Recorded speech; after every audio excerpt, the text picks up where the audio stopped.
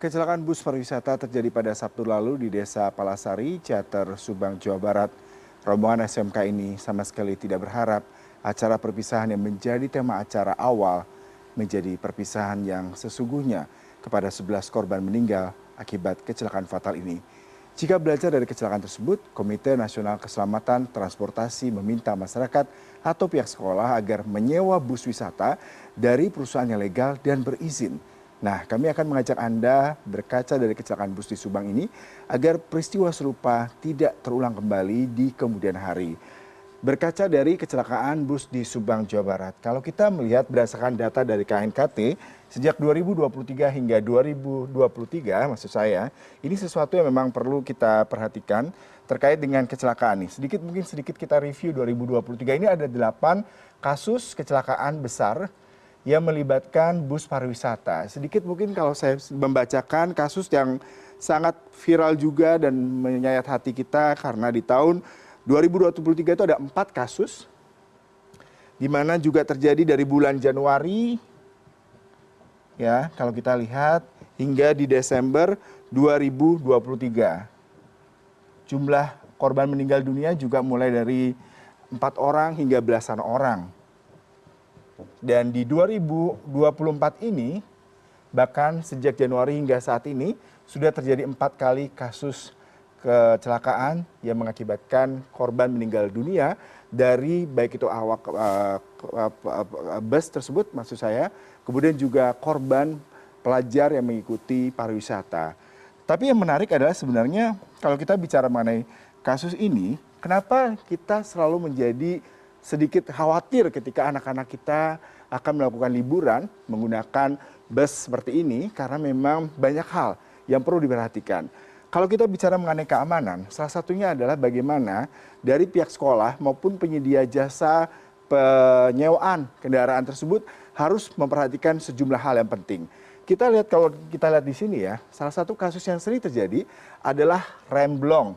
Kenapa terjadi remblong? Berarti dari pihak PO ataupun pihak rental kendaraan tersebut tidak melakukan rem cek, tidak melakukan pemeriksaan kondisi kendaraan, terutama kalau kita bicara mengenai fasilitas di dalam kendaraan tersebut adalah rem, kemudian juga persneling, ban, dan juga kelayakan dari bus itu sendiri. Kemudian kalau kita lihat bus-bus yang terjadi kemarin, itu adalah bus ternyata, fakta yang kita temukan, bus tersebut adalah bus antar kota dalam provinsi. Bukan bus yang memang diperuntukkan untuk bus pariwisata, untuk mengangkut penumpang, sehingga boleh jadi keadaan bus yang terjadi insiden kemarin tidak memiliki kualitas tadi ya, pendukung rem, kemudian ban yang baik, kemudian juga persneling, dan juga pastinya kita bicara mengenai pengemudi. Karena tadi barusan sudah saya bacakan, pengemudinya sudah menjadi tersangka, karena memang diduga pengemudi ini sudah memahami kondisi kendaraan tersebut sebelum insiden, karena dia sempat diwawancara oleh sejumlah media, mengatakan dia sudah merasakan rem dari bus tersebut tidak berjalan secara maksimal ketika menuruni kawasan yang cukup berliku dan tanjakan. Kemudian kalau kita melihat apa saja sih kelengkapannya tadi ya, mungkin kita juga harus melihat PO tersebut memiliki izin, kemudian memiliki sertifikat, pengalaman mereka dalam memberikan pelayanan bagi penumpang, terutama bus pariwisata, kemudian juga surat menyurat, SIM A, SIM B, semua itu harus dipentingkan sebagai salah satu parameter. Dan orang tua juga dan pihak sekolah juga harus aktif untuk melihat kondisi dari bus yang akan digunakan anak-anak mereka untuk berlibur. Kemudian kita melihat KIR. Nah ini saya sendiri kadang-kadang berpikir sebenarnya itu KIR itu apa ya? Kalau kita bicara selalu mendengar kata-kata KIR. Ini dari beberapa literatur yang saya baca, ini kalau bicara mengenai KIR, itu sebenarnya bahasa Belanda. Dari Keur. Nah ini artinya adalah pemeriksaan kondisi kelayakan kendaraan dan ini juga sudah diadaptasi dalam Kamus Besar Bahasa Indonesia sebagai uji kelayakan kendaraan. Nah, ini KIR ini idealnya dilakukan sebanyak 2 kali dalam 1 tahun. Terutama untuk kendaraan-kendaraan yang digunakan untuk operasional cukup intens. Seperti mungkin ada taksi, bus, kemudian juga kayak tadi misalkan angkot ya. dan sejumlah kendaraan yang memang mobilitasnya cukup tinggi dan menampung penumpang. Nah, ini diatur dengan Undang-Undang Nomor 22 Tahun 2009 tentang angkutan jalan atau Undang-Undang LLAJ. Nah, tujuan KIR-nya apa? Salah satunya tadi untuk memastikan bahwa kendaraan itu layak, aman digunakan serta memenuhi syarat-syarat tadi. Apakah kendaraan tersebut sudah diperiksa dari remnya, kemudian juga dari fasilitas pendukung lainnya sehingga tidak membahayakan penumpang yang mengakibatkan kematian seperti kecelakaan di Subang.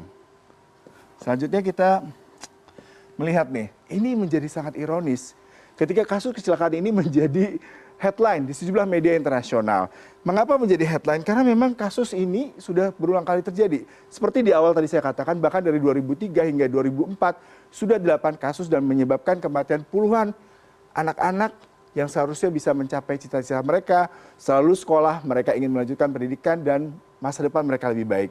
Kalau kita lihat ini adalah di Straits Times, Indonesia Today, dan AP, semuanya terkesan memang headline-nya begitu sangat miris ya. Terkait dengan 11 orang tewas, anak-anak yang melakukan dharma wisata, mereka kehilangan kesempatan untuk melanjutkan hidup mereka. Bahkan kalau mereka cacat akibat kelalaian pengemudi maupun PO sendiri itu mengakibatkan mereka kehilangan kesempatan untuk melanjutkan hidup mereka, mencapai mimpi mereka untuk menjadi individu yang lebih berprestasi ke depannya.